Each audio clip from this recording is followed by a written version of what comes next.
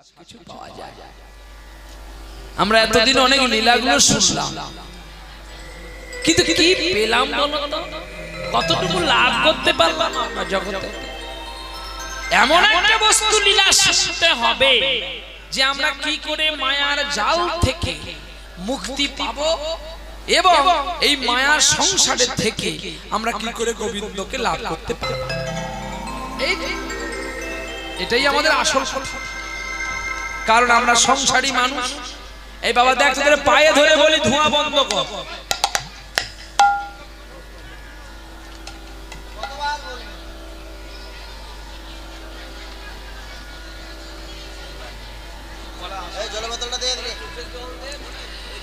কি হয় জানে তো, প্রতিদিন তো গান চলছে, দুপালি করে গান চলছে। এখন ধোঁয়া যদি নাকে লাগে আমাদের শ্বাস প্রশ্বাসের বড় কষ্ট হয়, আর গলাটা ফাট করে বসে যায়।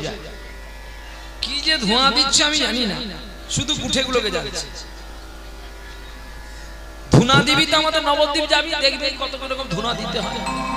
ধুনা দিতে ওই গুঠে জ্বাললে ভগবান খুশি হয় না। তোরে এ বকুল তলা ছেড়ে ভগবান পালিয়ে গেছে। নিতাই গৌর প্রেমানন্দ হরি বল। আগরু, কর্পূর, ঘিত, গুড়, গুকুড়ি, তার সঙ্গে ধুনা। বলে খাবি কি রে পাগলি, ঝাঁঝে মরে যাবে। ধুনা জ্বালবি, শুধু গুটেগুলোকে জ্বালাবি। ওগুলো ঠাকুরকে দেখানো হয়নি, মশাকে তাড়ানো হচ্ছে। আরে এক পায়ে ধ্রুব যদি 16 বছর দাঁড়িয়ে থাকতে পারে, পদ্মপলাশ লোচন হরি বলে ডাকতে পারে, তা 2 ঘন্টা নালে মশা খেয়ে যাবে, খাবে কি হয়ে যাবে? যদি রক্ত লাগে আমার কাছ থেকে নিয়ে। তাহলে আমি কিন্তু 1.5 কিলো থেকে 2 কিলো দিতে পারবো, এর বেশি দিতে পারবো। তাহলে আমি তো মরে যাবো। ভগবানকে পেতে গেলে ভাব জগৎ চাই, ভাব জগৎ ছাড়া হয় না। চলো আজকে নতুন লীলা শুনি। মায়াবদ্ধ জীবের গতি শোনা আছে? হ্যাঁ কি গো, শোনা আছে? 2-3 জন হয়তো শুনেছো বাবা, সবাই তো শোনেন কি না বাবা? এটাই হয়। কারণ আমরা যদি সংসারী, সংসারে থেকে ছেলেকে সামলাবো, স্বামীকে সামলাবো, গরু বাছুর সামলাবো, আত্মীয় স্বজন সামলাবো, ব্যাধি সামলাবো, বকুল তলায় কীর্তন হচ্ছে, চাঁদা আনতে আসে সেগুলো সামলাবো, পরে বাদাম তলা থেকে এসেছিল সেগুলো সামলাবো, ফেরে বামন গাছি থেকে এসেছিল সেগুলো সামলাবো। কোনটা সামলাবো? তাই সবার কাছেই সামলাবো, সামলাবো, সামলাবো, সামলাবো, সামলাবো, আরো সামলাবো, শামকে লাওগো, শামকে নিলেই রাধাই আসবে গো। ডাইরেক্ট শ্যামের কাছে যেতে পারবে না গো, কারণ পুড়ে ছাই হয়ে যাবে। রাধা হলো, কৃষ্ণ হলো 33,000 ভোল্টেজ। আর রাধারানীর কাছে যদি না যাও, রাধারানী ওখান থেকে যদি সাব ডিভিশন করে দেয়, তোমার এই লাইট জ্বলবে না। কৃষ্ণ সর্বৈশ্বর্যপূর্ণ ভগবান, তার কাছে যেতে ডাইরেক্ট কেউ পারে। তাই তার কাছে যেতে গেলে আপনাকে আমাকে কোন একটা জনের কাছে যেতে হবে। তিনি হলেন রাধা ঠাকুর। আর রাধা কৃপা না হলে কৃষ্ণ কৃপা হয় না। তাহলে এখানে যে আপনারা নবদ্বীপে গিয়ে গৌরের কাছে দীক্ষা নেবেন, আজ কি একটা শব্দ হচ্ছে? ওধারে প্রচুর পিপির গাছ আছে, টিওল টিওল জল খাচ্ছে। আচ্ছা আচ্ছা, এই দেখ জল খাস, কথা বলিস না। শেষে কি হবে জানি? মূলাতলা জায়গা হবে। আর জানো কি মূলাতলা জানো? হ্যাঁ শালা, আমার নাম ননিকামার। যা খাচ্ছ গুরু সব বলতে হবে। হ্যাঁ বলবো? আচ্ছা আচ্ছা বল। এখন বর্ষাকালে গুরুদেব শিষ্যের বাড়ি এসেছে। এখন যেই শিষ্যের বাড়ি এসে উনি জল খাওয়ার কথাটা শুনে না, জল খাবে কবে, কথা বলে বেশি। একজন পায়খানা করতে গেছে বাঁশ বাগানে, 3 জন তার সেখানে দাঁড়িয়ে আছে। হ্যাঁ হিসাব আছে এরকম, যদি ভূতে নিয়ে যায় সত্যি এই জন্য ভূত ধরার জন্য 3 দিন গেছে। এখন গুরুদেব বর্ষাকালে শিষ্যর বাড়ি আসছে, শিষ্যর নাম হচ্ছে ননী কামার। বুদ্ধি খারাপ, কামারটার নামও ভালো, ননী কামার। এখন ননী কামারের বাড়িতে গুরুদেব যেই গেছে, গুরুদেবকে রাস্তা থেকে প্রণাম করছে ননী কামার, যাতে না গুরুদেব তার বাড়িতে যায়। গুরুদেব বলছে আরে দুয়ারে চল না প্রণাম করি। সর্বনাশ, আমি ভাবছি বর্ষাকালে গুরুদেব কেন আসবে, খরচা আছে, গুরুদেবকে এইখানে প্রণাম করি, প্রণামী দিলে গুরুদেব পালিয়ে যাবে। সে গুরু তো ছাড়ে না, গুরুদেব খুব বদমাশ, মানে দুটো উনুনে একটা বেগুন দিলে যেমন হয় আর কি, মানে খাওয়া যাবে না, সে হর্ষদ্ধ হয়ে যায়, ঠিক তেমনি গুরুদেব তেমনি বলে যাবো, এই বলে যাবো বলতে গুরুদেব ঘরে গেছে। এখন গিন্নি বলছে কি গুরুদেব না চরণটা ধোয়া হবো তো প্রারম্ভিক কাজটা করো, তারপর দেখা যায়। এখন গুরুদেবের প্রারম্ভিক কাজ করলো, করার পরে কি করবে না এখন চিন্তা করছে কি সেবা দেব। গুরুদেব তাহলে কি রান্না হবে সন্ধ্যাবেলায়, যাই কর তাই কর, একটু ডাল কর। মরেছে শালা, 200 টাকা কিলো ডাল, কি যে করবো গুরুদেব, যা একটু আলু রসা রসা করে দিলে হতো। বলে যাই কর তাই কর, ডালটা কিন্তু করিস। ছাড়ে না শালা, বাবার জন্য ডাল খেতে পাই না। যাই হোক পাতলা পুতলি করে একটু ডাল করেছে, ননী কামার খাচ্ছে। দ্বিতীয় দিন আর গুরুদেব যায় না, বলে তোর বাড়িতে খুব দারুণ খাওয়া হচ্ছে, আর বর্ষাও নেমে আছে, আষাঢ় শ্রাবণ মানে না কো মন ঝিরিঝিরি ঝিরিঝিরি ঝরেছে, যেন ঠিক বকুল তলার কথাই মনে পড়েছে। একটু বাতাস উঠেছিল, 2-4 জন প্যারে উপর সে কি हो रहा है না পপড় করে না কোন করে দেখো না, যে প্রকৃত মুখের আলসা সে করে ইত্তা কষ্ট করে কোন ঘুড় কমল ঢাকলো। কত গল্প শুনবেন মাথা ঘুরে যাবে। কদই বকুলতলাতে একটা আলসে ছিল, সে রাজার ঘরে ছিল। বকুলতলার মানুষ চিন্তা করলো আমরা সবাই গিয়ে খাবো, চল। এই বলে বকুলতলার মানুষ জমিদার বাড়িতে ভিড় করেছে। এখন মন্ত্রী বলে আর যা আরম্ভ হয়েছে, বামন গাছি না জিতে সব আসবে। রাজা তুমি ভিখারি হবে, 5 লিটার কেরোসিন তেল দাও, আর 10টা পণ খড় দাও তো আমি দেখি, আর 2-4টা বাঁশ দাও। এবারে ফাঁকে ওদের বাদার মাঠে বাড়ি করে দিয়েছে, বলে তোরা সেখানে ঘুমোবি, যা শীতকাল তো কম্বল টম্বল দিয়েছে। এখন মন্ত্রী রাতের বেলা উঠে গিয়ে কেরোসিন তেল দিয়ে আগুন দিয়ে দিয়েছে, বলে শালা পুড়ে মর সব। রাতের বেলা আগুন লেগে গেছে, কে আর জানে। এখন পপড় করছে, এখন যে আলসে না সে বলছে ও ভাই উপর সে পপড় করাই কোন, আর একজন বলছে আরে আঁখি মিল করে দেখো, মানে চোখ খুলে একবার দেখ।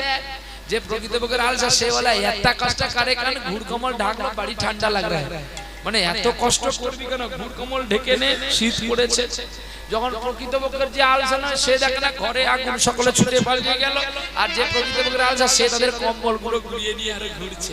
সে তো জানে যে আগুন কোনটা কোনটা, আলসে শেষে মন্ত্রী গিয়ে বের করে আলো। সেরকম আপনাদের দশা হবে, টিউল খাবার জল খাওয়া হবে, আর কোনো কিছু শোনা হবে। ননী কামার কি করেছে, ননী কামার সে এখন দিনে যায় গুরুদেব আর তার বাড়ি ছেড়ে যায়। লোভ পেয়ে গেছে, গুরুদেব ভালো খাবার পাচ্ছে। এখন তার স্ত্রী বলছে কি গো তোমার গুরুদেব কি যাবে না নাকি, এই বছরটা কি এইখানে দেহটেহ ত্যাগ করবে? চুপ কর, দাঁড়া পাগল, বাজার করবে আর পয়সা নিয়ে আসতে। এই ননী কামার যাবো আমি, এই মেরো না, বাচ্চাকে মারছো, নিজেরা কথা বলছে আর বাচ্চাকে ধরে মারছে। বলবো তোদের কথা বলবো, শালা আইসক্রিম নিয়ে যাচ্ছে ছেলেকে খাওয়াচ্ছে জানো, আর জিভটা লল লল করে, যদি একটু ফাঁকা পাই ছেলে কামড় দিই। এখন ছেলে কি করেছে, কি গো তোমরা খাওয়াটাও নাকি, কি গো এটা কি বলে, হ্যাঁ তোমরা খাও নাও নাকি? বাবা কি ঘৃণা করে, ছোটবেলায় পেটিয়ে খেয়ে গেছে, ছাড়ে না। আরে এখন বলে কি না ঘৃণা। তো এখন ছেলে যে আনমনা হয়েছে, মা এখন কি করে কামড় দিয়ে তাও চুছে খা, সে যেই কামড় দিয়েছে লাঠি থেকে বড় তার মাটিতে পড়ে গেছে। ছেলে এখন জোরে কান্না আরম্ভ করেছে, মা এখন দুমদুম করে দিল। পেছন পাশে বলছে তুই তো লোভ, তুই কামড় দিয়ে বড় ছেলের বরফটা ভেঙে দিতি, তুমি জানো বেশি কিছু, তোমাদের জন্য ছেলে ছেলে খারাপ হয়। মারতে মারতে ছেলের কান্না বন্ধ হলো না, ঠিক তেমনিটি হবে। আস্তে কথা বন্ধ করো।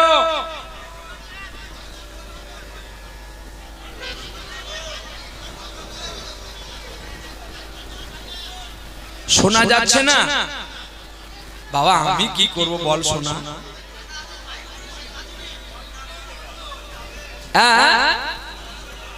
আচ্ছা একজন বলো না।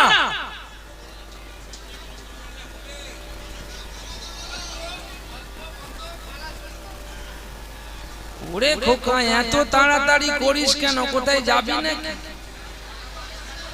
তোর হাতে ঘড়ি থাকতে পারে, আমার মেমোরি 64 জিবি লাগানো আছে রে খোকা। সময় হলে আমি ঠিক নামবো, পালা কোথাও ছাড়বো না, খুঁজে দেখে নিবি, ইউটিউবে দেওয়া আছে। আর পালা যদি ছেড়ে যাই গানের শেষে পয়সা দিতে হবে। শেষ করবো পালা, তারপরে যাব কিনা খোকা? শুনতে একটু সময় দে, তাড়াহুড়ো করিস না, তাহলে পালাই চলে যাব, শেষ হলে দুঃখ নাই নাকি? কি রে বলে বলে উত্তর দে। আরে লীলাই তো যাবো, তোরা যদি তাড়াহুড়ো করিস হবে না। সব যদি কথা বলি আমাকে তো সামলাতে দিতে হবে রে বাবা। দাঁড়া একটু, বিদায় গৌর হরি বল, চলো লীলাই যাই নাকি? লীলার ফাঁকে পেলে তাহলে ননিক আমার হবে নাকি? তোদের মন ছটফট করে যে তোরা তো লোভী বলে তোরা গান শুনিস। আমি কি তোদের মুখ জানি না? নাম আমার বিধানচন্দ্র রায়। চলো গোপী জন মন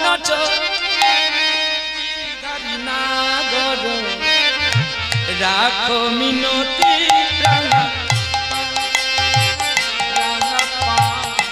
রাখো মিনতি গোপী জন মন গিরিধার রাখো মিনতি রাখো মিনতি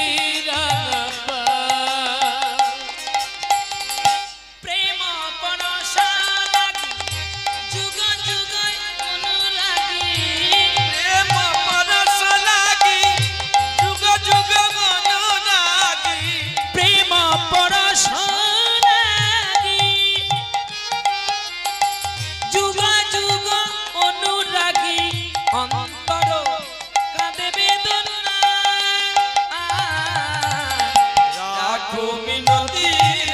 পায় গোপী জন মনোজ গিরিধার রাখো মিনতি রাঙা পায় রাখো মিনতি রাঙা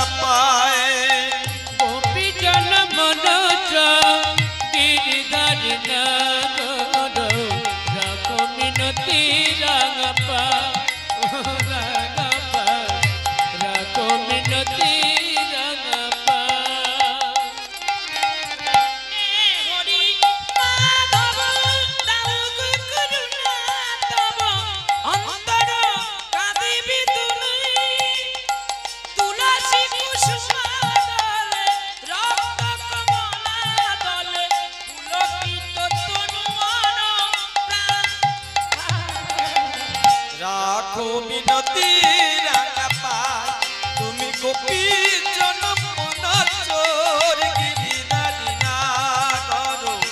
রাখো মিনতি রাঙা পায়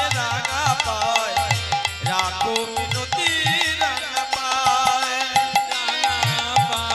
রাখো মিনতি রাঙা পায়।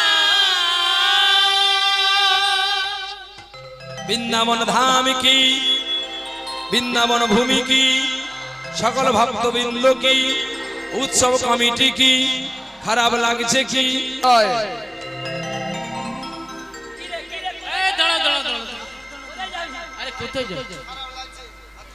এই খারাপ লাগছে আরে বাবা, বাবারা মায়েরা বুঝতে পারি বলে ফেলেছি তো, বুঝতে পারি। খুব রাগী ছেলে, খুব সারি। হ্যাঁ রাখবি না, এমনি মজা আপনারা খারাপ ভাববেন। চলো তাহলে আমরা সকলে মিলে বৃন্দাবনে একটু গেলাম। বৃন্দাবনে গান গাইবো না, ধ্যানটা করে লীলাই যাই। বৃন্দাবনময়ং ধাম যমুনায়া পদস্কিনম শুদ্ধ স্মৃত সংস্থাপনার্থায় কল্পলিক সুশোভিতম নানা বর্ণনা কুসুমানাং রেণুভি পরিপূর্ণিতাম দয় বৃন্দাবনমং ভূমি গোবিন্দ স্থানভয়। হরে কৃষ্ণ হরে কৃষ্ণ কৃষ্ণ কৃষ্ণ হরে হরে হরে রাম রাম রাম হরে হরে হরে।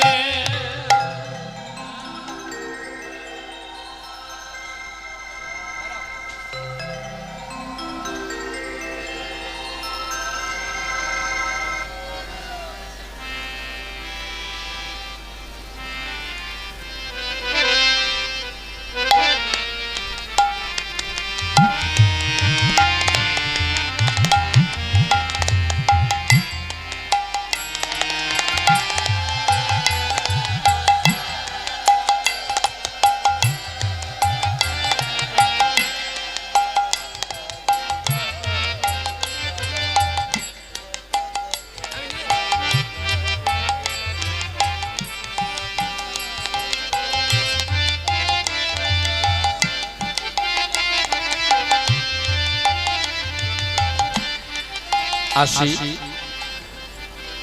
মালাটা যাকে দিলে ভালো লাগবে তারই গলায় রাখলাম। ঈশ্বর পরম কৃষ্ণ সচ্চিদানন্দ বিগ্রহ অনাদির আদি গোবিন্দ সর্বকারণের কারণ। ভগবানের কাছে যদি আমরা সামান্য জীব হয়ে এমন সুন্দর একটা মালা পরি, ভগবান বড় অখুশি হয়। তাই আমি কোথাও ভক্তকে পড়াই, আবার কোথাও ভগবানকে পড়াই। কেন জানো? আমার মালা পড়তে ভালো লাগে না, মালা পড়লেই জ্বালা বাড়বে, তাই আমার যা যাবরই থাকা হবে। কি দরকার মণিহার যার তাকে দিতে হবে। একদিন ত্রেতা যুগে হনুমানকে মণিমুক্তার হার দিয়েছিল না মা জানকী দেবী সীতা, কিন্তু সেগুলো যখন চিবিয়ে ফেললো, বলে এগুলো আবার কিছু মানবার না। লক্ষণ বলছে মুক্তার হার কি আর বানরের গলায় শোভা পায়? রাধে রাধে। ঠিক তেমনি এই বানরের গলায় এই মুক্তার হার শোভা পায় না, যার মালা তাকেই পরিয়ে দিতে হয়। আপনারা কেউ এই মালাটা নিয়ে কোনো খারাপ ভাববেন না। চলনি তাই গো। মধ্যপ্রদেশের অন্তর্গত গ্রামটির নাম সামরি। ওই সামরি গ্রামে একজন বাবাজি ছিল।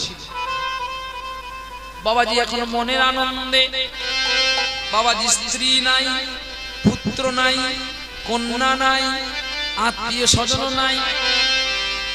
বাবাজির বসতি ছিল হরিদ্বার। হরিদ্বার থেকে হরিনাম গাইতে গাইতে বাবাজি এখন মধ্যপ্রদেশে আছে। সুনন্দা নদীর তীরে বসতি করেছে বাবাজি, আর মুখে কৃষ্ণ নাম বলে। একবার বলো রে মধুমাখা হরিনাম বলো, একবারে বলো রে মধুমাখা হরিনাম বলো রে।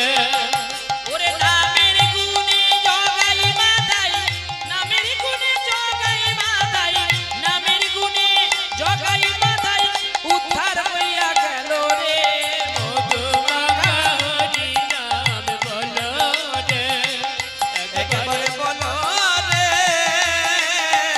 মধুমাখা হরিনাম বলো রে।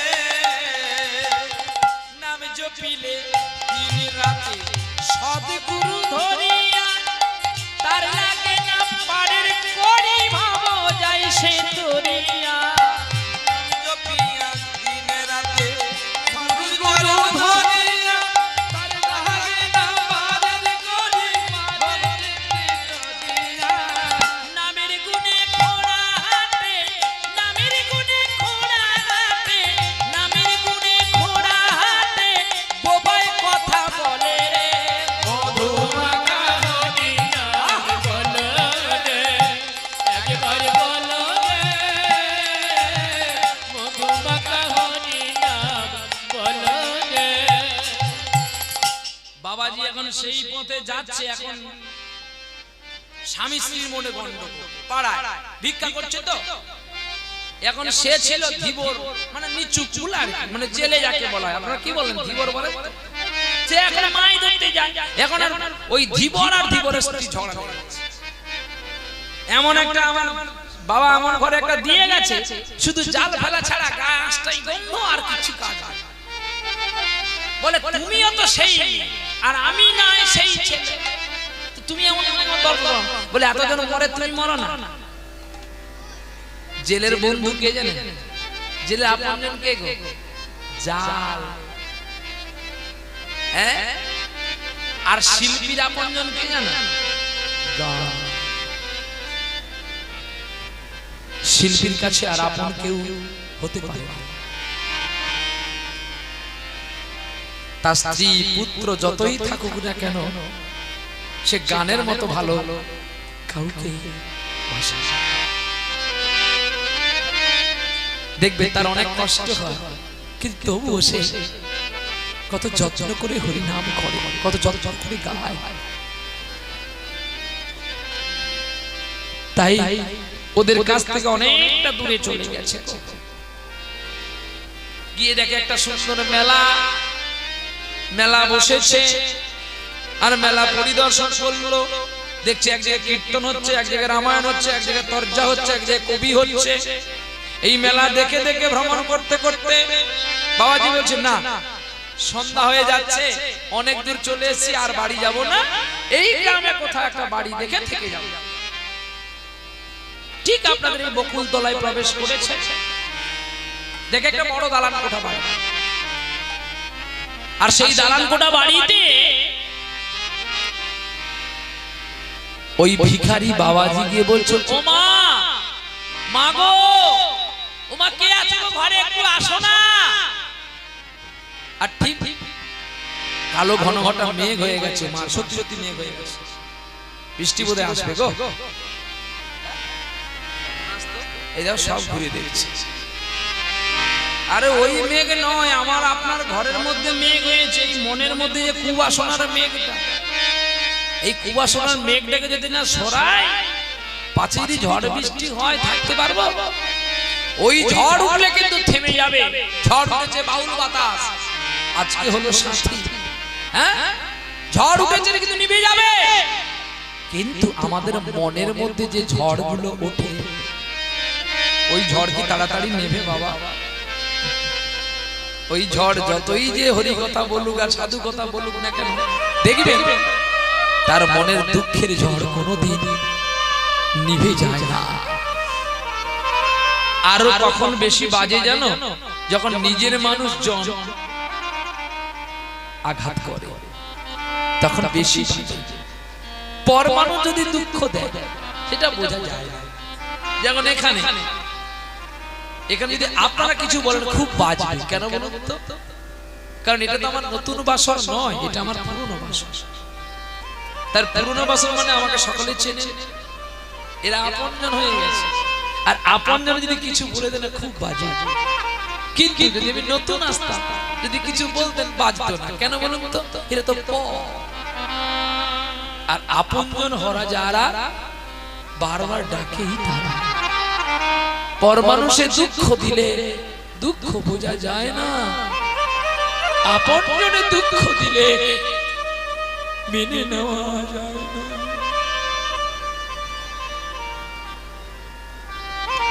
বাবাজি দাঁড়িয়ে দাঁড়িয়ে টিপ টিপ বৃষ্টি পড়ছে, ডাক দিল, স্বামী স্ত্রী বারান্দাতে গন্ডগোল। জমিদার বাবু নেমে আসলো। কি হয়েছে?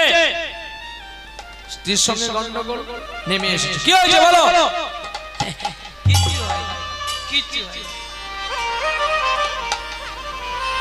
জমিদার বাবু, আজ সন্ধ্যা হয়ে এসছে, বৃষ্টি পড়ছে, আজকে আপনার এই দালান বাড়িটা আমি একটু, কেন বাড়ি বানানোর সময় কি তুমি টাকা দিয়েছি যে তোমাকে রাখতে দিতে হবে? না, আমি কেন তোমাকে টাকা দেবো? তাহলে থাকবে বলছো কেন? যাও, এখান থেকে চলে যাও। জমিদার বাবু, আমাকে মানে বৃষ্টি পড়ছে, তো বৃষ্টি পড়ছে না, আমি কি করবো? তুমি চলে যাও এখান থেকে, আমি রাখতে দিতে পারবো না। বেশ, যা বাবু, এই গাড়িগুলো কার গো? কেন? আমার। এই বড় বাড়িটা, এটা টোটাল আমার, এই জায়গাপত্র সব আমার। ও বেশ বেশ, ভগবান মঙ্গল করবে। আসি, মঙ্গল করবে নাকি অমঙ্গল করবে নাকি? না না, আমি তা বলছি। জমিদার বাবু একটা কথা বলবো, আপনি রাগ করবেন না তো? রাগ যদি করবেন আমিও এখানে বলবো, আপনাকেও রাগ করবেন না তো? হ্যাঁ বলবো, কথাটা বলবো বাবা, বলি। বলে জমিদার বাবু, তোমার মরণ হতে 7টা দিন বাকি, তোমার মরণ হতে আর 7টা দিন বাকি, তোমার মরণ হতে 17 দিন বাকি, তোমার মরণ হতে 17 দিন বাকি, তোমার মরণ হতে 7টা দিন বাকি। তবে রে বাড়ি তুলেছে, মেরে তোর মাথা ফাটিয়ে দেবো আমি। আমি তোকে থাকতে দিলাম না বলে তুই আমাকে অভিশাপ করলি? না না জমিদার বাবু, তোমার ললাট দেখে আমি বলছি, রাধে রাধে। যদি তুমি আমাকে থাকতেও দিতে তাও আমি তোমাকে বলতাম, তোমার মরণ হতে 7টা দিন বাকি। 7-এর কম হলে হবে না, 7-এর বেশি হলে হবে না, 7 দিনেই তোমার মৃত্যু। জমিদার বাবুর কাছ থেকে বলে কয়ে, তবে তোমার যদি বিশ্বাস না হয় আমি 7 দিনের দিন তোমাকে দেখতে আসবো, দেখবো তুমি বেঁচে আছো না মারা গেছো। যদি বেঁচে থাকো তাহলে তোমার সঙ্গে আমার কথা হবে, আর যদি তুমি মারা যাও তাহলে তোমার সঙ্গে আমার কথা হবে না। আমি কিন্তু আসবো। বৃষ্টি পড়ছে গো, মনটা ভেঙে গেল। ঝোলায় আছে বাবাজির বিষ্ণুশিলা শালগ্রাম, আর গুটি গুটি করে চলছে হরিদিন তোর গেল, সন্ধ্যা হলো পারে করো আমার, হরিদিন তো গেল, সন্ধ্যা হলো পারে করো আমার, হরিদিন তো গেল, সন্ধ্যা হলো পারে করো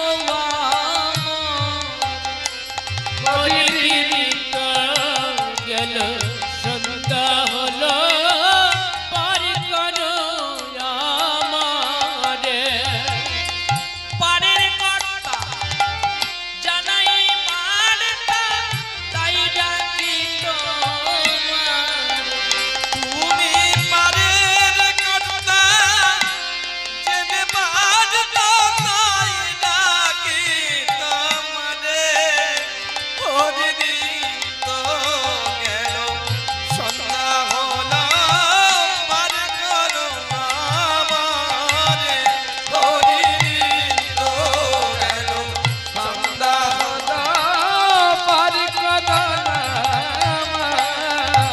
আমি আগে এসি ঘাটে রইলাম বসি, যারা পরে এলো আগে গেল, আমি রইলাম পড়ে, হরিদিন তো গেল, সন্ধ্যা হলো পার করো আমারে, হরিদিন তো গেল, সন্ধ্যা হলো পার করো আমারে। ঠিক এখানে যেমন বাবাজি কাঁদতে কাঁদতে চলছে, ঠিক ওখানে একটা নিচু জাতির মানুষ কেঁদেছিল গোত্রে তা যুগে, রামচন্দ্রের চরণ কমল জড়িয়ে ধরে কে যেন চণ্ডাল। হে পুরুষোত্তম ভগবান, আজকে গুহ আমি তোমার আশা পূর্ণ করব বলে এসেছি না, আমি জানি তোমার চরণ লেগে গেলেই আমার কাষ্ট তরিটা সোনা হয়ে যাবে। প্রভু আমি কি বলছি শোনো,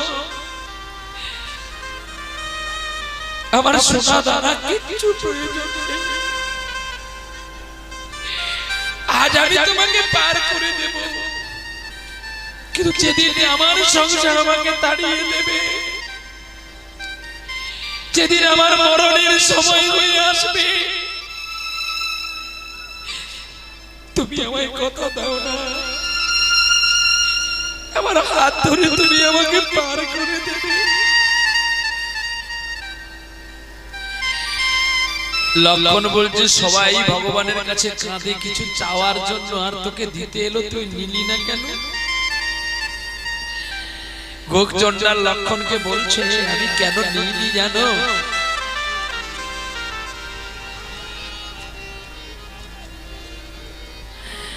আমি যদি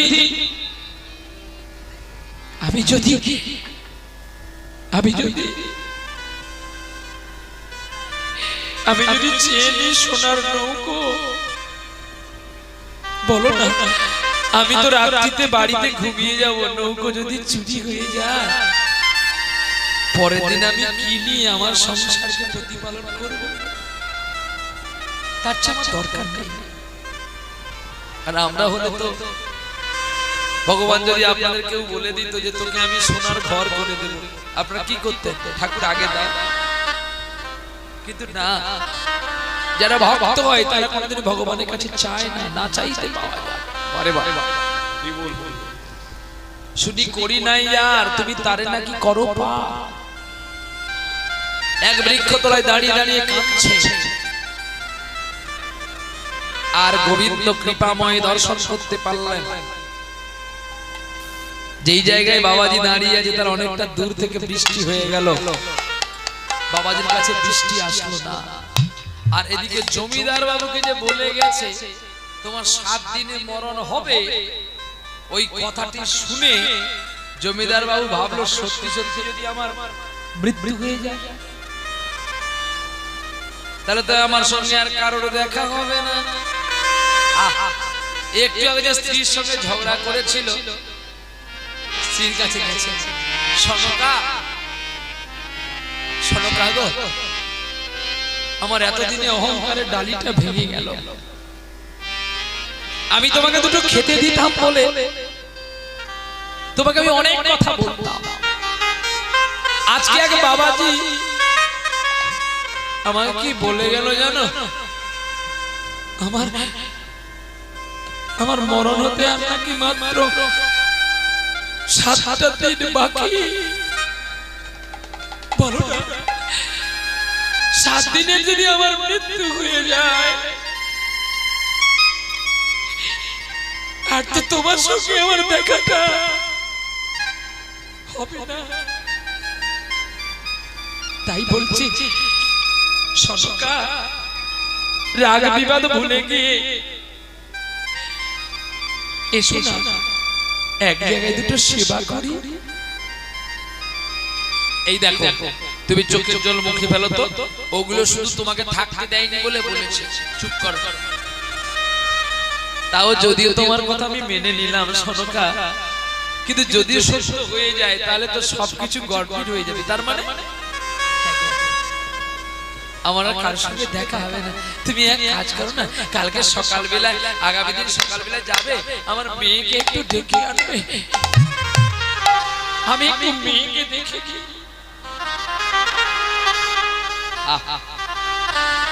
যে কোনদিন ভগবানকে ডাকতো না, সাধুগুরু বৈষ্ণবকে চিনতো না, আজকে সে পরের দিন সকালবেলা স্ত্রী গেছে মেয়েকে ডাকতে, আর এখানে জমিদার বাবু স্নান করে গোবিন্দের চিত্রপটের কাছে কেঁদে কেঁদে কি বলছে জানো? ও পারের ওই ঠিকানা,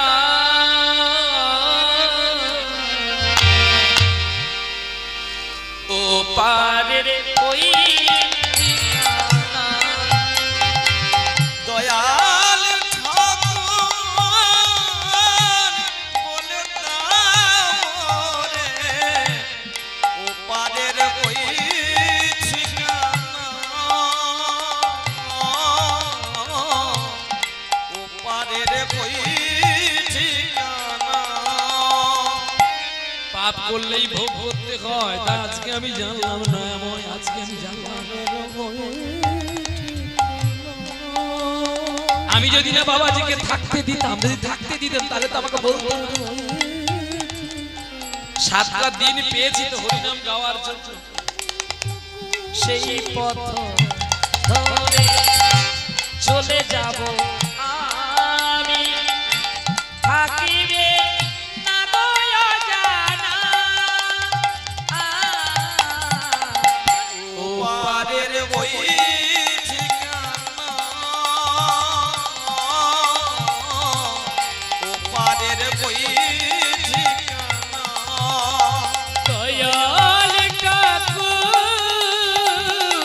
বলে দাও মরে, ওপারের ওই ঠিকানা, ঠিকানা, ওপারের ওই ঠিকানা।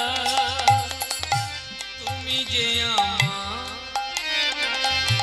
জীবনের আলো, তোমায় ছাড়া আমার কেন লাগি লাগে ভালো। তুমি যে আমার জীবনের আলো, তোমায় ছাড়া আর নাহি লাগে ভালো। নিয়ে চলো মোরে সেই না পথে, নিয়ে চলো মোরে সেই না পথে, থাকিবে না গো অজানা ওপারের ওই তাই গৌর হরিবল। ওপারের ওই ঠিকানা। দয়াল কাকু বলে দাও মরে, ওপারের ওই ঠিকানা, ঠিকানা, ওপারের ওই ঠিকানা। প্রেম সে বল রাধা রানী কি, শ্যাম সুন্দর কি, মদন মোহন কি, উৎসব কমিটি কি, সকল ভক্তবৃন্দ কি, হৃদয় গৌর বিষ্ণু প্রিয় প্রেমানন্দে হরি হরি হরি হরি বল। সকাল বেলায় মা গেছে কন্যাকে ডাকতে, আর জমিদার বাবু একা বাড়িতে। তাহলে জমিদার বাবু ছেলে মেয়ে কয়জন? দুই ছেলে একটা কন্যা। দুটো ছেলে বাইরে থাকে, চাকরি করে কলকাতাতে, আর মেয়ে কাছে বিয়ে দিয়েছে। একটা মেয়ে বলে কাছে বিয়ে দিয়েছে। বাহ, মেয়েকে ডাকতে মা গেছে,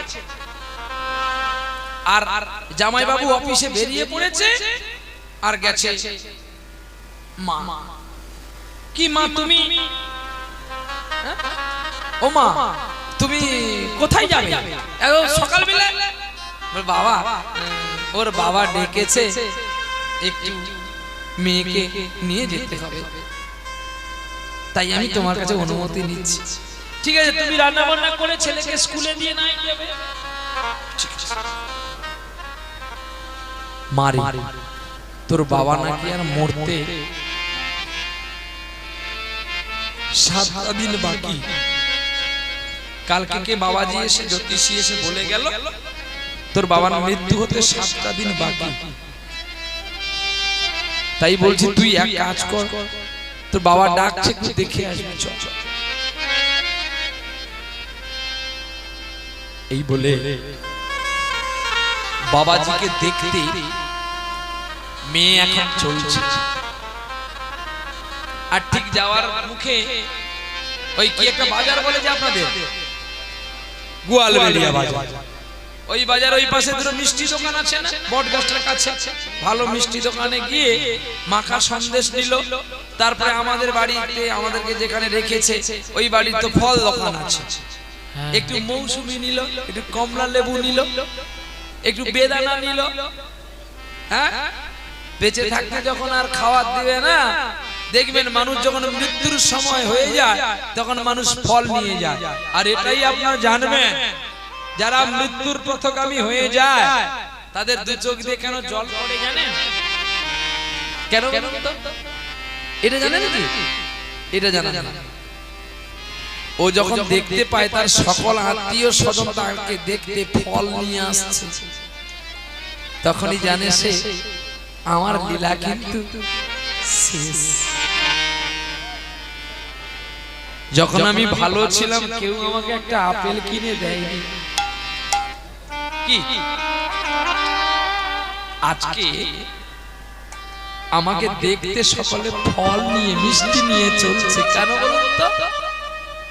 এখন তো আমি আর খেতে পারবো না, ওরা নিজেরাই খাবে আর শুধু লোক দেখানো কি না এত কিছু সেবা করছে।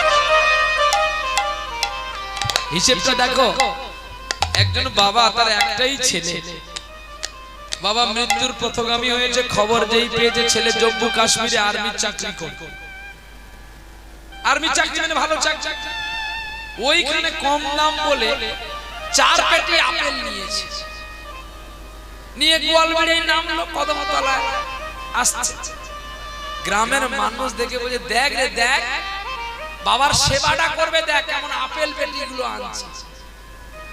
যখন আপেল পেটি কেনা হয় তখন স্ত্রী বলে, তুমি এখান থেকে আপেল নিচ্ছ কেন? বলে, তোমার মাথা কিছু আছে, বাবা তো কাল বাদে পরশু মারা যাবে, তো এই যে 15 দিন আমাদের যে উপাস থাকতে হবে, কি খাবো? তুমি জানো এখানে যদি 3 টাকা আপেল হয়, গোয়ালবাড়ি 150 টাকা আপেল, তাই তো এখান থেকে আপেলটা কিনে নিচ্ছি। আর লোকে জানবে কি জানো, আমি আমার বাবাকে খাওয়াই নিয়ে যাচ্ছি। হিসাবটা বুঝতে পারলেন? এটা সত্য না মিথ্যা? হ্যাঁ, একদম সত্য। ছেলে আনছে, বাবা যখন আর গলায় জল যাচ্ছে না, তাহলে বাবা কি আপেল খাবে? আপনি বলুন কি গো? তাহলে বাবার নামে আমি নিয়ে যাই, বাবা মরে গেলে তো আমাকে অসুবিধা করতে হবে, তাহলে এ কটা দিন আমি খাবো কি? আমার শরীর যদি ভেঙে যায় আমি আর্মিতে দৌড় দিতে পারবো না, বন্দুক চালাতে পারবো না। বাবা কাছে যা, আমার শরীরটা যেন ভালো থাকে। তাই আমি এখান থেকে আপেল, মৌসুমী যা কিছু সব নিয়ে চলে যাই। গ্রামের মানুষ সত্যি ছেলেটাকে দেখে বলছে, কি গো ভালো আছেন তো? ভালো আছেন সবাই বলে চলে যাচ্ছে। আর কি বাবার কাছে একটু অভিনয় করলো, বাবা